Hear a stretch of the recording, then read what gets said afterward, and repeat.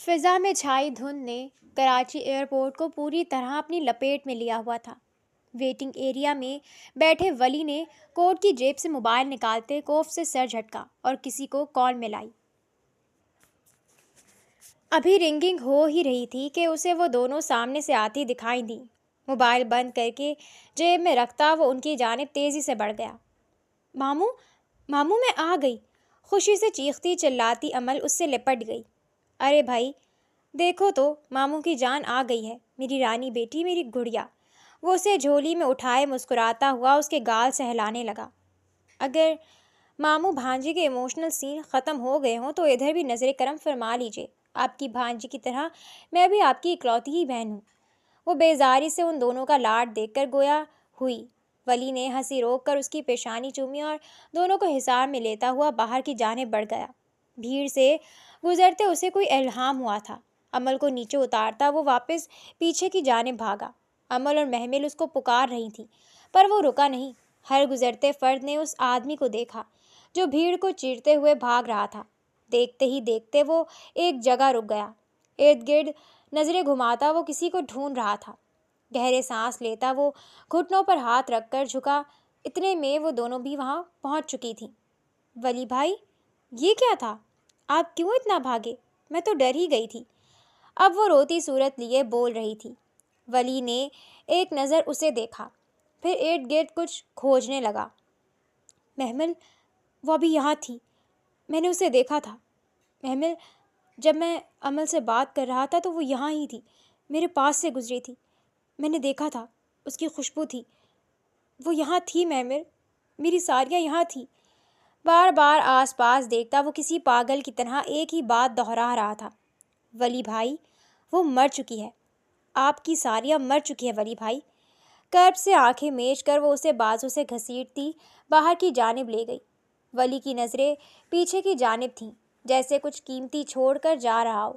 اگلے پل وہ ایئرپورٹ سے نکلتے گئے۔ ان کے نکلتے ہی وہ دو سنہری آنکھیں بھی ان کے تعاقب میں چل پڑیں۔ حویلی کی شان و شوکت آج بھی ویسی ہی تھی۔ ہر کوئی اپنے اپنے کاموں میں مصروف تھا۔ بی جان آج پھر سے تیز رفتار سے کام کر رہی تھی، ورنہ 3 سال سے تو وہ بستر سے ہی لگ گئی تھی۔ ملازموں کو ہدایت دیتی وہ دروازے کی جانب بڑھیں، جہاں سے اب ہارن کی آواز آ رہی تھی۔ اچانک وہ ٹھٹک کر رک گئیں۔ سامنے سے محمل اور امل اکیلی آ رہی تھیں۔ ولی کہیں بھی نہیں تھا۔ نظریں پھیرتے وہ داخلی دروازے کی جانب دیکھنے لگیں، جہاں سے ابھی وہ ان دونوں کو چھوڑتا گاڑی بھگا کر لے جا چکا تھا۔ تعصب سے سر ہلاتے اب وہ ان دونوں سے ملنے لگی۔ امل اپنی توتلی زبان میں ان سے ڈھیروں شکوے کر رہی تھی۔ وہ بھی مسکراتی ہوئی ان دونوں کو لیے لاؤنج کی جانب بڑھ گئیں۔ دل اتھل پتھل ہو رہا تھا۔ حویلی سے نکلتے ہی وہ گاڑی کی رفتار تیز کرتا اس کا رخ ڈیرے کی جانب موڑ چکا تھا۔ پہنچتے ہی گاڑی کا دروازہ ٹھوکر مارتے بند کرتا اندر کی جانب بڑھ گیا۔ اس کو آندھی طوفان کی طرح اندر آتے دیکھ چوکیدار بھی چوکنا سا ہوتا کھڑا ہو گیا۔ تیزی سے سیڑھیاں پھلانگتے وہ کمرے تک پہنچا۔ دروازہ ٹھا کی آواز سے بند کرتا بالکنی میں کھڑا ہو گیا۔ دماغ جیسے معاف ہوا جا رہا تھا۔ 3 سال ہو گئے تھے اسے مرے، مگر اس کا دل مانتا ہی نہیں تھا۔ ہر جگہ، ہر مقام پر وہ اسے دکھتی تھی۔ آفس میں کھڑی اس سے بحث کرتی، فارم ہاؤس میں اس کمرے میں جہاں آگ لگی تھی، حتیٰ کہ ہر اس جگہ جہاں ولی جاتا تھا۔ اس نے شدت سے درد کرتے سر کو ہاتھوں میں جکڑا اور زمین پر بیٹھتا چلا گیا۔ ریلنگ سے سر ٹکائے آنکھوں کو شدت سے میچا۔ درد سر سے ہوتا پورے جسم میں سرایت کر گیا تھا۔ وہ اپنے ہوش و حواس سے بیگانہ ہوتا وہیں ڈھہ گیا۔ محمل اور امل سفر کی تھکن کی وجہ سے کھانا کھاتے سو چکی تھیں۔ بی جان نماز پڑھ کے فارغ ہونے کے بعد لاؤنج میں ہی بیٹھی ولی کا انتظار کرنے لگی۔ رات کے 1 بج چکے تھے اور ولی کا کوئی اتا پتہ ہی نہیں تھا۔ انہوں نے پریشانی سے دوبارہ ولی کا نمبر ملایا، جو کہ سوئچ آف آ رہا تھا۔ اچانک ان کے دماغ میں ایک دھماکہ سا ہوا۔ لینڈ لائن کی جانب جاتی وہ فارم ہاؤس میں استعمال کرتا نمبر ملا چکی تھیں۔ اگلے ہی پل وہاں سے کسی نے اٹھایا۔ مقابل کی آواز سنتی وہ سمجھ گئی تھی کہ وہ وہاں کا چوکیدار ہے۔ اگلے ہی پل بی جان کے حکم پر وہ موبائل لیتا ولی کے کمرے کی جانب بڑھا، جو کہ دروازہ بند تھا۔ مسلسل کھٹکھٹانے کے بعد جب کسی نے نہیں کھولا تو اس نے ایکسٹرا چابی سے دروازہ کھولا، پورے کمرے میں نظر دوڑائی، وہ وہاں کہیں نہیں تھا۔ پھر بالکنی کے کھلے ہوئے دروازے کی جانب بڑھ گیا۔ ابھی اس نے بالکنی میں قدم رکھا ہی تھا کہ اس کی نظر سامنے زمین پر پڑے ولی پر گئی، جو ہوش و حواس سے بیگانہ زمین پر پڑا تھا۔ فون زمین پر پھینکتا چیختا ہوا وہ اس جانب بڑھا۔ فون کے اس پار بی جان نے چیخ سن کر دہل کر دل پر ہاتھ رکھا۔ لڑکھڑاتے قدموں سے وہ محمل کے کمرے کی جانب بڑھی۔ اگلے پل وہ اور محمل گاڑی میں بیٹھتی فارم ہاؤس کی جانب چل پڑیں۔ یہ ایک چھوٹے سے اپارٹمنٹ کا منظر تھا جو خوبصورتی سے سجا ہوا تھا۔ کچن کے دروازے پر کھڑی لڑکی نے چہرے پر گرتے بالوں کو بیزاری سے جوڑے کی شکل میں باندھے سمیٹا۔ کسی غیر مرئی نقطے پر مرکوز اس کی سنہری آنکھوں میں یکلخت نمی چھا گئی۔ ہتھیلی کی پشت سے آنکھوں کو رگڑتی وہ کمرے کی جانب بڑھی۔ الماری کھولتے اس نے وہی صندوق کھول لیا جس میں مراد کی ڈائری تھی۔ ڈائری نکالتے اس نے وہیں سے کھولی جہاں پر آخری بار پڑھ کر رکھتی تھی۔ میں ہر رشتے کو نبھانے میں ناکام رہا۔ جب مشکلوں نے مجھ پر اپنا گھیرا تنگ کر لیا تو سب سے عزیز رشتہ بھی مجھ سے بچھڑ گیا۔ میں تنہا رہ گیا۔ میں نے جب خود کو کمزور پایا تو اس ہستی کو اپنے روبرو پایا۔ ایک آہنی دیوار کی طرح مضبوطی سے اس نے مجھے تھاما ہوا تھا۔ آج اسے گئے ہوئے مہینہ ہو گیا ہے اور میں ڈھہ گیا ہوں۔ میرے حوصلے، میری ہمت، سب کچھ کو دیمک لگ گیا ہے۔ میں زندہ ہوں تو صرف عائشہ کی، ساریہ کے لیے، جس کی حفاظت اور محبت کا وعدہ میں نے اس سے کیا تھا، جو آخری سانس تک نبھانا ہے۔ ڈائری کے صفحات جگہ جگہ سے سیاہ ہو چکے تھے۔ وہ ڈائری بند کر کے رکھنے ہی لگی تھی کہ ایک لفظ پر نظر پڑتی اس کی نگاہیں ساکت ہو گئیں۔ صفحہ پلٹتی وہ آگے پڑھتی گئی۔ جوں جوں اس پر انکشاف ہونے لگے، دماغ سن ہو گیا تھا، ہاتھ پیر کپکپانے لگے تھے، کمرے کی فضا میں گھٹن بڑھنے لگی، اس سے سانس لینا دشوار ہو گیا تھا۔ ڈائری کو دور پھینکتی وہ بالکنی کی جانب بھاگی۔ کھلی فضا میں سانس لیتی وہ پھوٹ پھوٹ کر رونے لگی۔ 3 سال سے روکے ہوئے آنسو آج بہہ گئے تھے۔ خود کو ہلکا محسوس کرتی وہ جھٹکے سے اٹھی۔ آج پھر وہ کوئی فیصلہ کر چکی تھی، جیسے 3 سال پہلے کیا تھا۔ فرق بس اتنا تھا، وہ بربادی کا تھا یا آباد کرنے کا تھا۔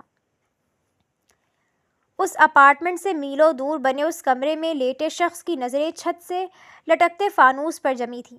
سامنے ہی 2 سیٹر صوفے پر بیٹھی وہ دونوں خاموش آنسو بہا رہی تھیں۔ دوپٹے کے پلو سے آنسو صاف کرتی بی جان آہستہ قدم اٹھاتی اس کے بیڈ کے کنارے پر بیٹھ گئی۔ کیسے ہو میرے بچے؟ ان کی آواز مسلسل رونے سے بھاری ہو گئی تھی۔ اس کی جانب سے کوئی جواب نہ پا کر انہوں نے گہری سانس لی۔ آج تمہیں ایک کہانی سناتی ہوں۔ ایک لڑکا تھا جو اپنی ماں کی آنکھوں کا تارا تھا، فخر کا باعث۔ وہ انہیں اتنا عزیز تھا کہ اگر 2 دن نہ دیکھتی تو الجھن ہونے لگتی تھی۔ سب کے لیے سہارے جیسا تھا۔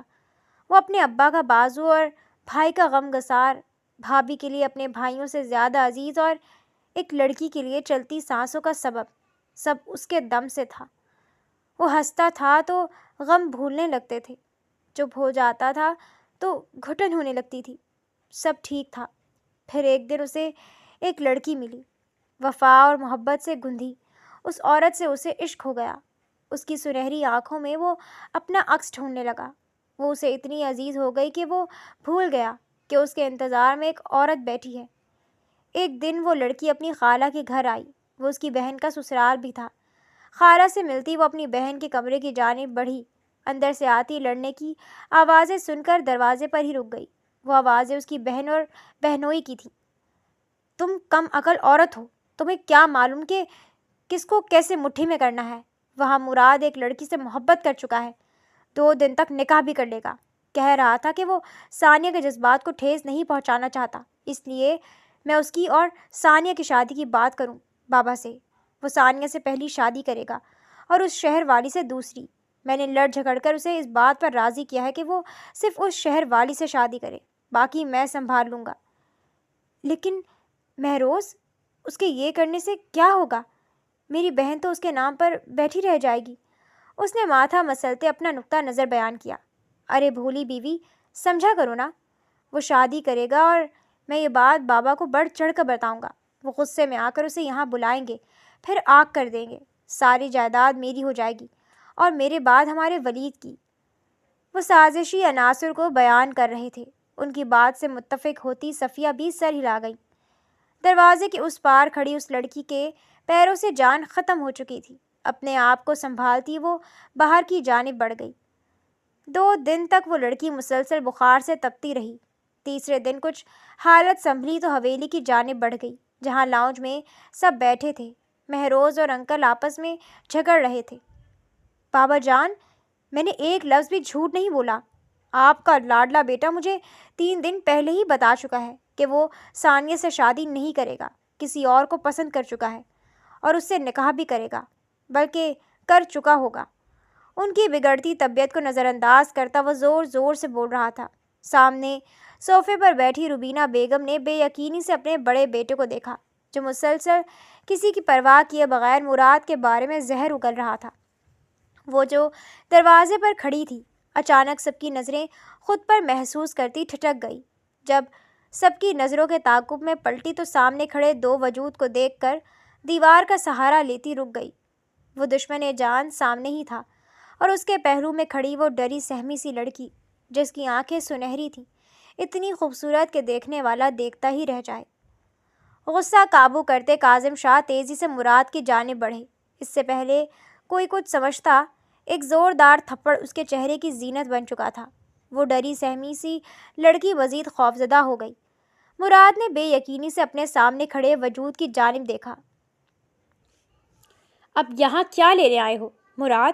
ہمارے سروں میں خاک ڈال کر کیا دل خوش نہیں ہوا، جو اب بے شرموں کی طرح منہ اٹھائے میرے گھر میں آ گئے، بنا بتائے شادی کر لی؟ اتنے بے غیرت ہو گئے ہو کہ اپنے نام پر بیٹھی عورت کے بارے میں بھی نہیں سوچا۔ تف ہے تم پر مراد شاہ، تف ہے تم جیسے مرد پر۔ غصے کی شدت سے ہانپتے وہ پاس پڑے صوفے پر ڈھہ چکے تھے۔ دروازے کے پاس کھڑا وہ تڑپ کر ان کی جانب بڑھا۔ بابا، میری بات تو سنیں، میں نے بھائی… وہ مزید بولنے لگا تھا کہ مہروز تیزی سے اس کی جانب بڑھتا اسے باہر کی جانب دھکیل چکا تھا۔ اب وہ مسلسل اسے دھکے دیتا باہر نکال رہا تھا، اور وہ رو کر تڑپ کر کچھ بولنے کی کوشش کر رہا تھا۔ دیوار سے لگی ثانیہ نے دل پر برچھیاں چھلتی محسوس کی۔ لاؤنج میں سسکتی روبینہ بیگم نے کانوں پر ہاتھ رکھ لیے۔ سیڑھیوں کے وسط میں کھڑے اس 5 سالہ لڑکے نے خوف کی ایک لہر خود میں پائی۔ مراد کے ساتھ چلتی اس عورت نے ایک زناٹے دار تھپڑ مہروز کو مارتے پیچھے کی جانب دھکیلا، اور مراد کا ہاتھ پکڑتی وہاں سے نکلتی گئی۔ پھر دن مہینوں میں بدل گئے اور مہینے سالوں میں۔ روبینہ بیگم بیٹے کی جدائی نہیں سہ پائیں اور 2 مہینوں بعد ہی لقمہ اجل بن گئیں۔ کاظم شاہ ہر وقت کمرے میں بند رہنے لگے۔ سب کچھ بکھر گیا، ہر دل تنہا ہو گیا۔ دھیرے دھیرے سب زخم مندمل ہونے لگے۔ پھر اچانک 5 سال بعد وہ واپس آ گیا۔ ایک لٹے پٹے آدمی کو دیکھ کر سب حیران رہ گئے۔ اس دن ظلم حد سے بڑھ گیا۔ اس کی سسکیوں کو، اس کی آہوں کو نظر انداز کرتے مہروز نے اسے اس موسلا دھار بارش میں حویلی سے دھکے دے کر نکالا۔ کاظم انکل یہ سب دیکھتے دل پر ہاتھ رکھتے زمین پر گر گئے۔ مہروز اور صفیہ انہیں ہسپتال لے گئے، اور پھر ان تینوں کے جنازے ہم سب نے دیکھے۔ سب کچھ داؤ پر لگانے والے مہروز نے اپنی جان کی بازی ہار دی۔ یوں وہ خوشیوں سے بھرپور ہستی کھلکھلاتی ثانیہ کو ایک چپ لگ گئی۔ ولی اور محمل کو پروان چڑھاتے وہ اپنی زندگی گزارنے لگی۔ کمرے میں چھائی خاموشی کو محمل کی سسکیوں نے توڑا۔ بی جان نے ایک نظر ولی پر ڈالی، جو گم سم سا انہیں دیکھ رہا تھا۔ وہ اس کی ہاتھ کی پشت کو سہلاتے وہاں سے اٹھی۔ اب فیصلہ تمہارا ہوگا ولی۔ اگر مجھے بھی روبینہ خالہ جیسے موت کی طرف دھکیلنا چاہتے ہو تو تمہاری مرضی، اور اگر میرا سہارا بننا چاہتے ہو تو ہم لاؤنج میں بیٹھی ہیں، اگلے 1 گھنٹے میں تیار ہو کر نیچے آ جاؤ۔ محمل کی جانب بڑھتی وہ اسے اشارہ کرتی سیڑھیوں کی جانب چلتی۔ ان کی پشت کی جانب دیکھتے ولی کی آنکھوں سے آنسو جاری ہو گئے۔ اگلے لمحے میں لاؤنج میں بیٹھی ان دونوں عورتوں نے اس کی آواز سنی اور ایک دوسرے سے نظریں چرانے لگیں۔ صحن سے صفائی کرتی جہاں آرا نے کھٹکے کی آواز پر ٹھٹک کر کمرے کی جانب دیکھا، جہاں سے مسلسل کوئی آواز آ رہی تھی۔ جھاڑو دیوار سے ٹکائے وہ کمرے کی جانب بڑھ گئیں۔ دروازے کھولتی وہ لائٹ جلانے ہی لگی تھی کہ اندھیرے میں کوئی سایہ تیزی سے ان کی جانب بڑھا۔ وہ جلدی سے دروازے کی جانب بڑھیں اور بند کرتی صحن میں بیٹھ کر سانس بحال کرنے لگی۔ اتنے میں دروازے کے زور زور سے بجانے پر دوڑتی ہوئی کھولنے لگی۔ دروازہ کھولنے پر کسی کو سامنے نہیں پاتی وہ بیزاری سے سر جھٹکتی اندر کی جانب بڑھنے لگی تھی کہ ان کی نگاہ دروازے کے سامنے بنی زمین پر پڑے صفحے کی جانب پڑی۔ وہ نیچے کی جانب جھکتی اسے اٹھا کر دیکھنے لگی۔ سامنے لکھی تحریر پر نظریں مرکوز کر لیں۔ کیسی ہو اماں؟ یقیناً ابھی بھی ویسی ہی ہوگی، ظالم۔ خیر، تمہارے شر کو مٹانے کے لیے خیر آ چکا ہے۔ وہ تحریر پڑھتی، وہ جھٹکے سے دروازہ بند کرتی کمرے کی جانب بڑھیں۔ سانس دھوکنے کی مانند چل رہی تھی۔ خوف ان کے ارد گرد جال بچھا چکا تھا۔ 2 دن بعد طبیعت میں کچھ بہتری محسوس کرتا وہ آفس کی جانب بڑھ گیا۔ اس کی غیر موجودگی میں اس کا بزنس پارٹنر حاشر اس کے حصے کے کام خوش اسلوبی سے کر رہا تھا۔ آفس میں داخل ہوتے ہی سب نے باری باری اس کی خیریت دریافت کی۔ سب کو اپنی جانب سے مطمئن کرتا وہ روم کی جانب بڑھ گیا۔ اس کی چیئر پر بیٹھا حاشر انٹرویو لینے میں مصروف تھا۔ اس کو دیکھتا وہ اس لڑکی کو بعد میں آنے کا اشارہ کرتا ولی کی جانب متوجہ ہوا۔ تو کیسے ہیں آپ شہزادے؟ طبیعت کا کچھ حال احوال؟ ٹھیک ہوں یار، مجھے کیا ہونا؟ کندھے اچکا کر اسے جواب دیتا فائلز دیکھنے لگا۔ وہ تو دکھ رہا ہے۔ چلو اچھا ہے آ گئے ہو آج انٹرویو لینے میں، میری مدد کر دو آپ۔ بیچارگی سے اس کی جانب دیکھتا وہ گویا ہوا۔ جو حکم سرکار کا۔ کارنش بجاتا اس کی جانب بڑھا۔ حاشر نے نیکسٹ کہہ کے اگلے امیدوار کو بلایا۔ کال رکھ کر اس نے ولی کی جانب دیکھا جس کی آنکھیں لال ہو رہی تھیں۔ وہ فکرمندی سے اس کی جانب بڑھا۔ اٹھو ولی، چلو گھر چلیں، طبیعت خراب ہے تمہاری۔ بازو سے پکڑتا وہ اسے لیے باہر کی جانب بڑھا۔ اس نے بازو واپس کھینچتے اس کی جانب مسکراہٹ اچھال دی۔ میں ٹھیک ہوں حاشر، تم انٹرویو لے لو، میں خود چلا جاؤں گا۔ آر یو شور ولی؟ آئی ایم 100% شور حاشی۔ اس کا کندھا تھپکتا وہ باہر کی جانب بڑھ گیا۔ سامنے سے دوپٹہ سنبھالتی لڑکی کی سنہری آنکھوں نے اس کا بہت دیر تک پیچھا کیا۔ تحریم، ذرا ادھر تو آ، بوڑھی ماں کو اکیلا چھوڑ کر کہاں رہ گئی؟ کمرے میں بیٹھی یونیورسٹی سے ملی اسائنمنٹ کمپلیٹ کرتی تحریم نے بیزاری سے ماں کی آواز پر سر جھٹکا۔ آ رہی ہوں اماں، اب میں کوئی کٹ پتلی تو ہوں نہیں جو تیری ایک آواز، تیری ایک بات پر جی حضوری کرنے لگوں۔ دیکھ ذرا کتنی تیز زبان ہے تیری، ذرا جو شرم و حیا چھو کر بھی گزری ہو، ماں کے ساتھ زبان چلاتی ہے، جہنم کی آگ میں جلے گی۔ ایک ہاتھ سے سر دباتی وہ اسے کوس رہی تھی۔ کمرے میں بیٹھے تحریم نے کانوں پر ہاتھ رکھ کر اپنا کام شروع کر دیا۔ جون کی تپتی دوپہر میں سڑکوں پر بلا وجہ گاڑی دوڑاتا ہوا وہ ایک گھر کے باہر رک گیا۔ احتیاطاً ارد گرد نگاہیں پھیرنے کے بعد دروازہ کھٹکھٹایا۔ مقابل کے دروازہ کھولتے ہی وہ ایک جست میں اس تک پہنچا اور ہاتھ میں پکڑی پستول اس کے ماتھے پر رکھ دی، اور دروازہ کھولنے والا آدمی بوکھلائے ہوئے انداز میں خود کو چھڑوانے لگا۔ ایک جگہ چپ کر کے کھڑے رہو، 3 سال سے تمہیں ڈھونڈ رہا تھا، آج آخر تم اپنے بل سے نکل ہی آئے ہو۔ کون ہو تم؟ کیا چاہتے ہو؟ ہکلاتے ہوئے انداز میں بولتا وہ نیچے کی طرف کھسکنے لگا۔ اوہ، تو ایک سیکرٹ ایجنٹ بھول گیا کہ میں کون ہوں اور کیا چاہتا ہوں۔ تو مسٹر احد، آپ مجھے یہ بتاؤ، آپ کا ساریہ مراد سے کیا رشتہ ہے؟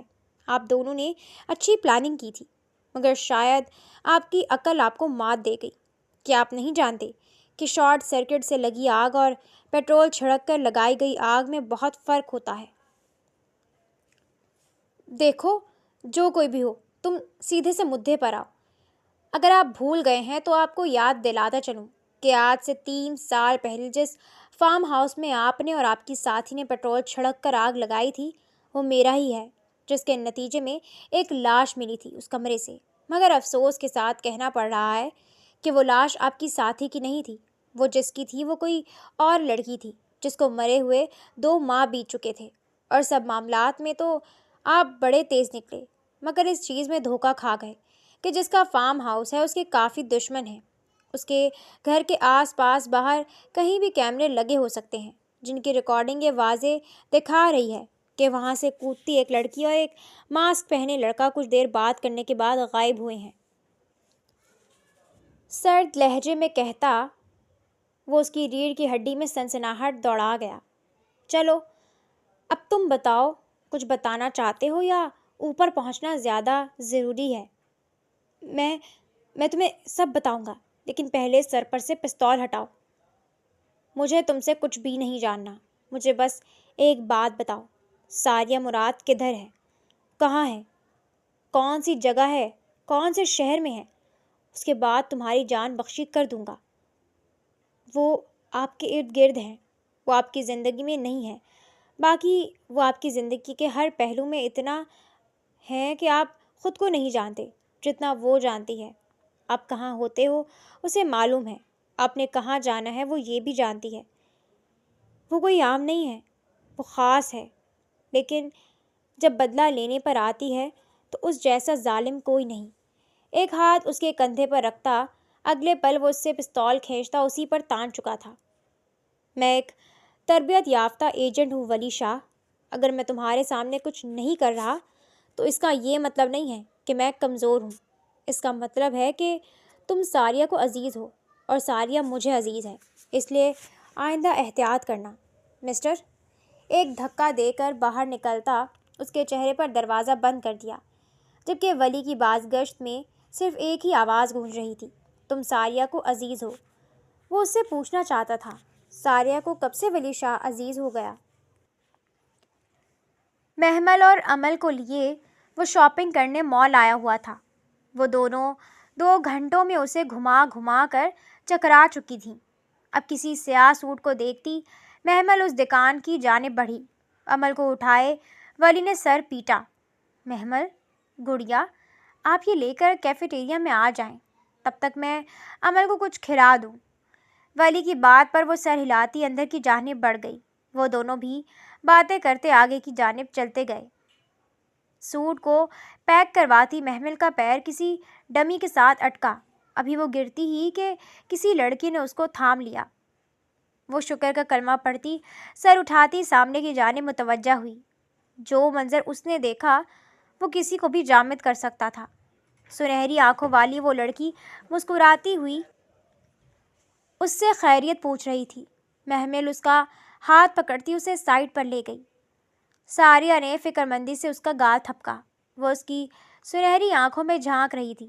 اگلے ہی پل اس کے گلے سے لگی رونے لگی۔ ساریہ نے بھی آنسو چھپاتے اسے رونے دیا۔ مجھے تو لگتا تھا شاہ حویلی کی اکلوتی بیٹی بڑی بہادر ہے، پر میں غلط تھی۔ یہاں تو بن بارش برسات ہوتی نظر آ رہی ہے، شرارت سے کہتی اس کے بال سہلاتے وہ مسکرائی۔ محمل نے شکوہ بھری نگاہ اس پر ڈالی اور منہ بسور کر رہ گئی۔ شاہ حویلی کا ہر فرد ہی بہادر ہے، چاہے وہ ساریہ مراد ہو یا محمل مہروز یا پھر لا حاصل کے انتظار میں بیٹھی ثانیہ شاہ۔ بس 3 سال سے بھائی کی تکلیف یاد کر کے رونا آ گیا۔ کبھی کبھی میں سوچتی ہوں ساریہ مراد تو مراد چچا کی اولاد ہے، جو حویلی کی سب سے رحم دل شخصیت تھی۔ بھلا ان کی بیٹی اتنا بڑا ظلم کیسے کر سکتی ہے؟ پھر بھی جان نے بتایا کہ عورت بدلہ لینے پر آئے تو 7 نسلیں بھی تباہ کرنے کی صلاحیت رکھتی ہے۔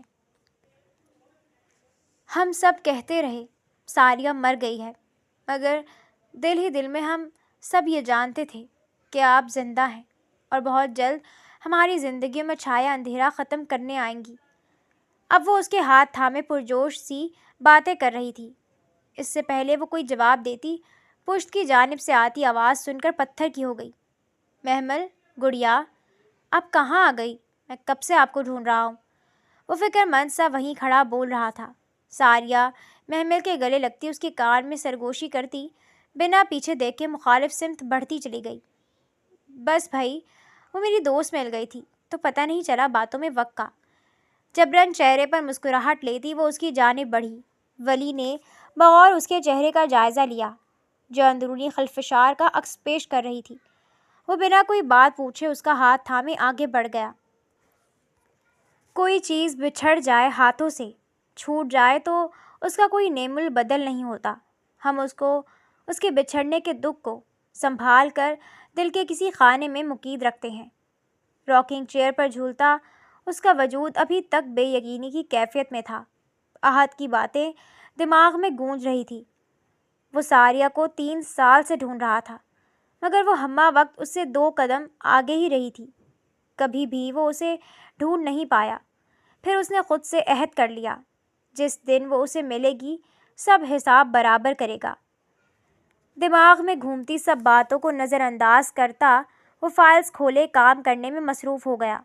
اس کمرے سے 3 منٹ کے فاصلے پر بنے اس آفس میں بیٹھی وہ سنہری آنکھوں والی لڑکی فائلز کو نہ سمجھنے کے انداز میں ٹیبل پر پٹکتی سر کرسی کی پشت سے ٹکا گئی۔ کچھ دیر بعد اس نے آنکھیں کھولیں، جن میں کچھ گہری چمک تھی۔ دیوار پر لگی گھڑی شام کے 7 بجا رہی تھی۔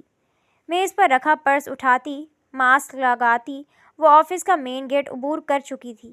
گاڑی میں بیٹھتے اس نے گاڑی کا رخ کسی کچی آبادی میں واقع اس چھوٹے سے خستہ حال محلے کی جانب موڑ لیا، جہاں آرا نے پاس پڑے موبائل پر ٹائم دیکھا۔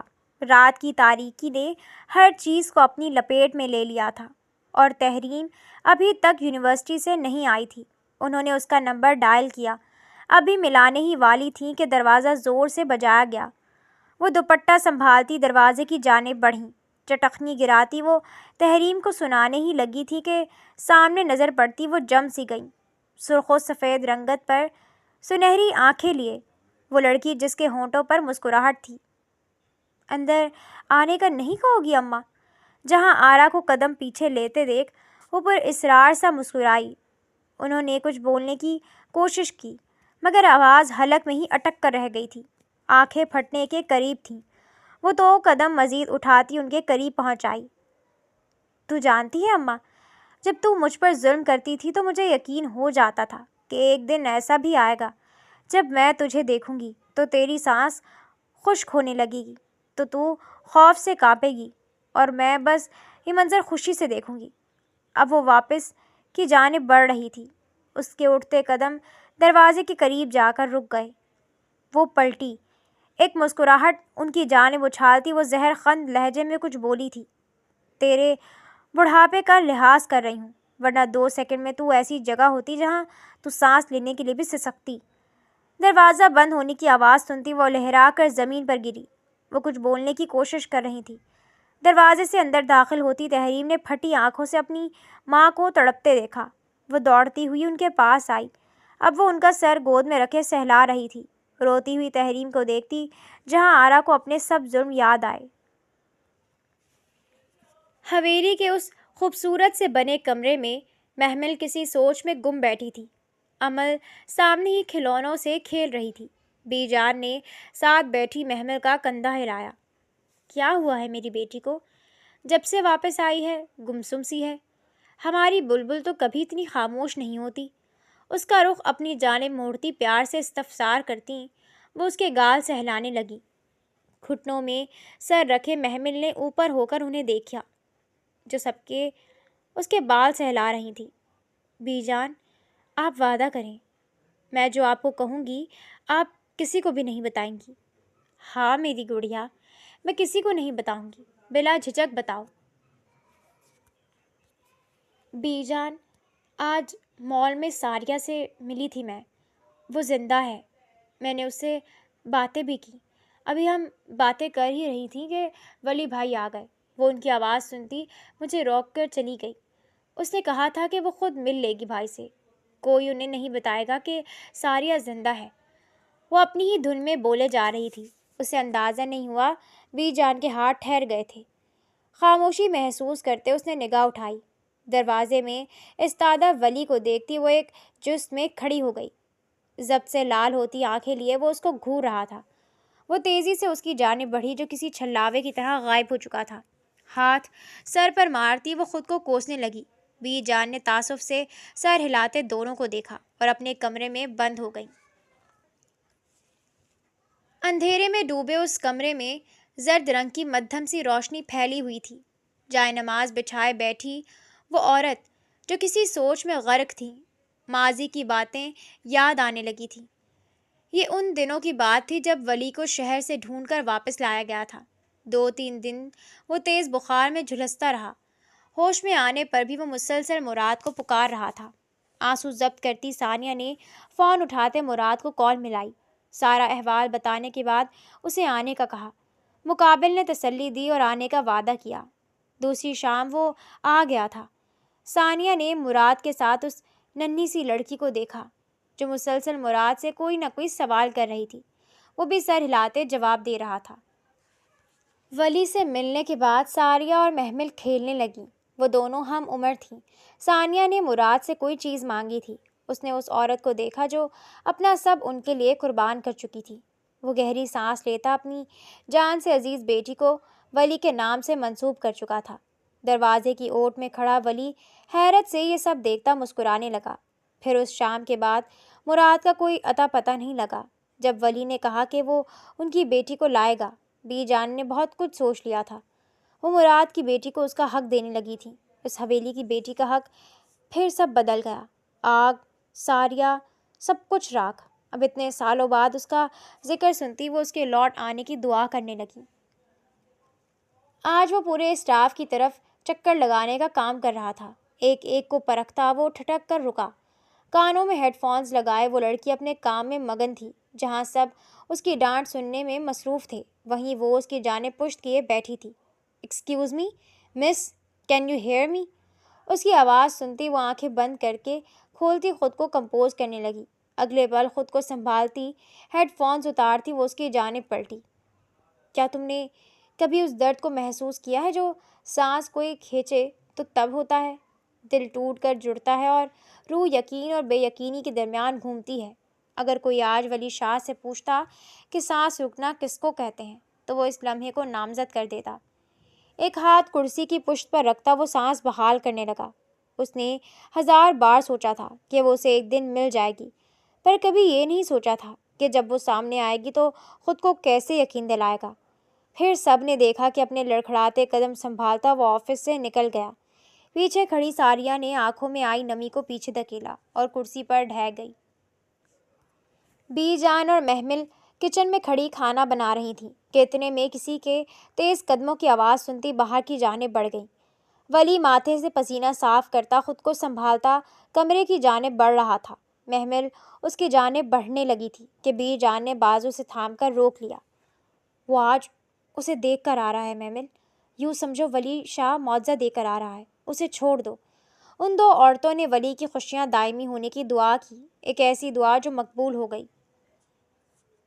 اس چھوٹے سے بنے اپارٹمنٹ میں اپنا سامان پیک کرتی سنہری آنکھوں والی لڑکی نے خود کو آزاد پایا تھا۔ سامان گاڑی کی ڈگی میں رکھتی وہ اس کا رخ حویلی کی جانب موڑ چکی تھی۔ آدھے گھنٹے بعد وہ حویلی کے سامنے کھڑی تھی۔ ڈرائیو وے سے گزرتے وہ داخلی دروازہ کھولتی داخل ہو چکی تھی۔ زینوں سے اترتے ولی نے اسے دیکھا اور وقت کو تھمتے محسوس کیا۔ لاؤنج میں بیٹھی بی جان نے خود کو 25 سال پیچھے پایا، جہاں اسی دروازے پر ایک ڈری سہمی لڑکی کھڑی تھی۔ آج وہیں پر اسی کا عکس کھڑا تھا۔ محمل دوڑتی ہوئی اس کے پاس آئی اور گلے سے لگ گئی۔ بی جان نے اطمینان سے آہ بھری۔ اور ولی؟ وہ تو وہیں سے واپس پلٹ گیا تھا۔ آج 25 سال بعد اس حویلی میں وہی خوشیاں آئی تھیں جو مراد شاہ کے ہوتے ہوئے تھیں۔ 1 ماہ بعد آج حویلی میں خوشیوں کی شہنائیاں بج رہی تھیں۔ ولی اور ساریہ کی مہندی تھی۔ پورا لاؤنج عورتوں کی آوازوں سے گونج رہا تھا۔ تخت پر بیٹھی بی جان نے ایک کونے میں بیٹھی محمل کو دیکھا جو مسلسل عمل کی باتوں سے زچ ہو رہی تھی۔ انہوں نے مسکراہٹ دباتے اسے اپنی جانب بلایا۔ وہ بھی شکر کا سانس لیتی آئی۔ بی جان، یہ ذرا اپنی چہیتی کو تو سنبھالیں، ذرا جو مجھے اپنے بھائی کی شادی انجوائے کرنے دے رہی ہو یہ لڑکی۔ ان کی گود میں ڈالتی وہ رفو چکر ہو چکی تھی۔ اب ساریہ اور وہ مسلسل سرگوشیوں میں مصروف تھیں۔ مہندی والی لڑکی کے آتے ہی سب لڑکیوں کا جھرمٹ ادھر ادھر ہو گیا۔ اب دلہن کو مہندی لگائی جا رہی تھی۔ محمل مسلسل اسے تنگ کر رہی تھی۔ مہندی میں چھپا کر ولی کا نام لکھتی وہ مسکرا رہی تھی۔ ساریہ نے اس وقت مراد کی کمی کو شدت سے محسوس کیا۔ پھر اپنے ساتھ بیٹھی محمل کو دیکھا جو اسے جیسے ماں باپ کی شفقت سے محروم رہی تھی۔ ایک نظر اپنے پاس موجود لوگوں پر ڈالی۔ بی جان، محمل، امل اور سب سے عزیز ہستی ولی۔ اس نے اس وقت اللہ کا ڈھیروں شکر ادا کیا۔ وہ خوش قسمت تھی جو اسے ایسا خاندان ملا تھا، محبتوں سے بھرا گھرانہ۔ اپنی خوش بختی کو سوچتی وہ طمانیت سے آنکھیں موند گئی۔ دور بیٹھی بی جان اس کی اداسی کا سبب جانتی تھی۔ وہ بھی آنکھوں کو پوچھتے مسکرانے لگی۔ آدھے گھنٹے بعد سب اپنے اپنے بستر لگانے لگے۔ تھکن سے چور ہوتی لڑکیاں اگلے ہی پل نیند کی آغوش میں چلی گئیں۔ سب کو سوتا دیکھ وہ چھت کی جانب بڑھ گئی۔ دیوار پر ہاتھ رکھتے وہ چاند کو دیکھ رہی تھی کہ اچانک خود پر کسی کی نظریں محسوس کرتی دوسری جانب پلٹی۔ سامنے والی دیوار کے ساتھ ٹیک لگائے وہ کھڑا تھا، سفید شلوار قمیض پہنے۔ بلا شبہ وہ خوبصورت لگ رہا تھا۔ آہستہ سے اس کی جانب جاتی وہ کچھ فاصلے پر ٹھہر گئی۔ آپ یہاں کب آئے؟ دو لفظ پر مبنی وہ شاید سوال ہی تھا۔ وہ اسے دیکھتا رہا۔ آپ کیوں آئیں یہاں؟ سوال ہی تھا مگر جواب سے پہلے۔ چاند دیکھنے۔ جواب تھا مختصر سا۔ آپ اپنا چاند دیکھنے آئی تھی اور میں اپنا۔ اب کی بار وہ مسکراتا مکمل جواب دے چکا تھا۔ ساریہ نے ہنس کر سر نفی میں ہلایا۔ آپ نے یہاں سے چاند کو کتنی بار دیکھا ہے؟ وہ اب خاموش تھی لیکن وہ سوال کر رہا تھا۔ 3-4 بار۔ اب وہ الجھی نظر سے اسے دیکھ رہی تھی۔ آپ جانتی ہیں میں روز رات یہاں کھڑا ہو جاتا تھا۔ آ کر 3 سال سے مسلسل میں یہاں آتا تھا۔ مجھے لگتا تھا ایک دن ایسا بھی ہوگا جب آپ بھی ادھر ہی ہوں گی میرے روبرو، اور آپ چاند کو دیکھیں گی اور میں آپ کو۔ آج جب یہ خواہش پوری ہوتی دیکھی تو خود کو خدا کا مقروض سمجھا۔ بھلا اتنے حسین معجزے میرے لیے بھی ہو سکتے ہیں۔ میں نے سب ہوتے ہوئے بھی تنہائی کو ہمیشہ اپنے ساتھ پایا ہے۔ میں 10 سال کا تھا جب بابا ماما مجھے تنہا کر گئے۔ وہ جیسے بھی تھے، جتنے بھی سخت تھے، کبھی مجھے ڈانٹا تک نہیں، ہمیشہ میری بات تحمل سے سنی۔ پھر ایک دن وہ دونوں مجھے تنہا کر گئے۔ ان کے جانے کے بعد میں نے خود کو کھو دیا تھا۔ پھر ایک دن مجھے ایک لڑکی ملی، 5 سال کی چھوٹی سی۔ جب وہ بات کرتی تھی تو اس کی آنکھیں چمکتی تھیں۔ مجھے کچھ دنوں بعد پتہ چلا کہ وہ مراد چچا کی بیٹی ہے اور میرے نام سے منسوب بھی ہے۔ اس دن سے میں نے خود کو اس کا پابند بنایا۔ وہ میرے ساتھ نہیں تھی، وہ تو مجھے جانتی بھی نہیں تھی۔ پھر بھی میں نے کبھی کسی عورت کو نہیں دیکھا، کیونکہ ولید شاہ تو ازل سے اب تک ساریہ مراد کا تھا۔ 15 سال بعد میں نے اسے اپنے آفس میں دیکھا۔ اس کی سنہری آنکھیں دیکھتے ہی مجھے اندازہ ہو گیا تھا کہ یہ وہی ساریہ ہے جس کا میں پابند ہوں۔ اس کے بعد میں نے اسے کھو دیا۔ آج میں اس مقام پر ہوں کہ اگر کوئی آج مجھ سے پوچھے کہ میں نے زندگی میں کتنے دکھ کاٹے ہیں تو میں کہوں گا میری زندگی دکھوں سے پاک ہے۔ آپ ایسا منظر ہیں ساریہ جس کو دیکھ کر لگتا ہے جیسے میں نے کبھی کوئی دکھ دیکھا ہی نہیں ہو۔ آپ میرے لیے رحمت ہیں، معجزہ ہیں۔ اب وہ پیشانی مسل رہا تھا۔ معجزے سب کے لیے ہوتے ہیں ولی، آپ کے لیے بھی ہوا ہے۔ آپ کو پتہ ہے جب میں نے بابا کو کھویا تو میری زندگی اندھیر ہو گئی تھی، ہر وقت نا امیدی کے گرداب میں پھنسی رہتی تھی۔ پھر ایک دن میں نے کسی سے سنا کہ غم کے ساتھ آسانی ہوتی ہے۔ پھر میں نے وہ ڈھونڈنی شروع کر دی۔ جب اماں مجھے مارتی تھی تو میں کہتی تھی ظالم کی رسی دراز ہونے میں وقت نہ لگتا۔ میں نے چھپ کر ایجنسی جوائن کر لی۔ مسلسل 5 مشنز کمپلیٹ کرنے کے بعد میں نے اپنا آئیڈینٹی کارڈ اور گن واپس کر دی، کیونکہ میں کسی کو مار نہیں پاتی تھی، چاہے وہ جتنا بڑا مجرم کیوں نہ ہو۔ پھر میں واپس گھر آ گئی۔ اماں نے مجھ پر زمین تنگ کر دی تھی، چین نہیں لینے دیتی تھی۔ پھر میری زندگی میں بابا کے بعد ایک آدمی آیا۔ وہ مجھے بابا جیسا لگتا تھا، نرم گو، رحم دل اور عزیز بھی۔ پھر ایک دن اس رحم دل نے میرا دل کرچی کرچی کر دیا۔ تب میں نے جانا وہ صرف نرم گو تھا، وہ رحم دل اور وفادار نہیں تھا۔ اماں نے ظلم کی حد کر دی تھی، لیکن آج دیکھیں وہ فالج کی مریضہ ہیں۔ جس ہاتھ سے مجھے تکلیف دیتی تھی وہ آج ہلا بھی نہیں سکتی۔ جس زبان سے میری روح چھلنی کرتی تھی آج اسے ہلا بھی نہیں سکتی۔ میں نے آپ کو 3 سال سے دکھ دیے، بدلے میں ایک دن بھی سکون سے نہیں رہ سکی۔ دکھ، پچھتاوے، میرا ضمیر مجھے ملامت کرتا رہتا تھا۔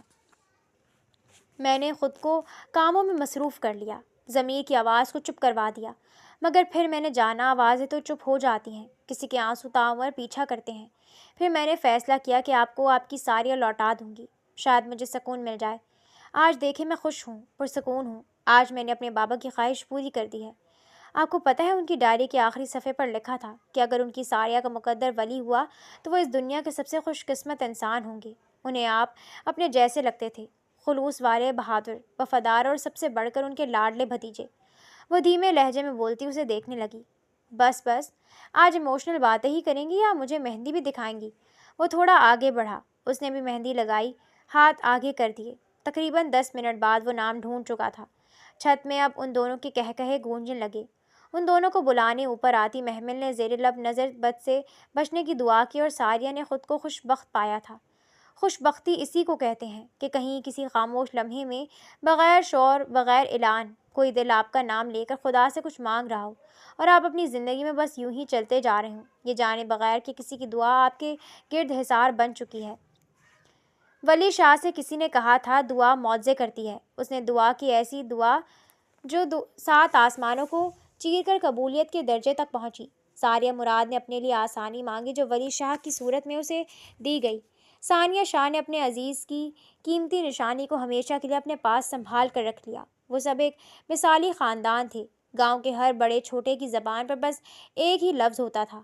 ان کا کپل سب کا آئیڈیل کپل تھا اور ان کی بیٹی گاؤں کی سب سے خوبصورت لڑکی کا مستقبل حسین تھا جس کے ماں باپ اتنے محبت کرنے والے تھے۔ اسی گاؤں میں بنے اس گھر کی خوبصورت سی چھت پر بیٹھی اس لڑکی نے اپنے بالوں کو سمیٹا، پھر بکھری کتابیں اٹھاتی نیچے کی جانب بڑھ گئی۔ پہلی سیڑھی پر قدم رکھتے ہی اسے اپنے نام کی پکار سنائی دی، مشال نیچے آؤ گڑیا، اتنی دیر تک چھت پر نہیں بیٹھتے، اچھا نہیں ہوتا اندھیرے میں اکیلی لڑکی کا چھت پر بال کھولے بیٹھنا۔ وی جان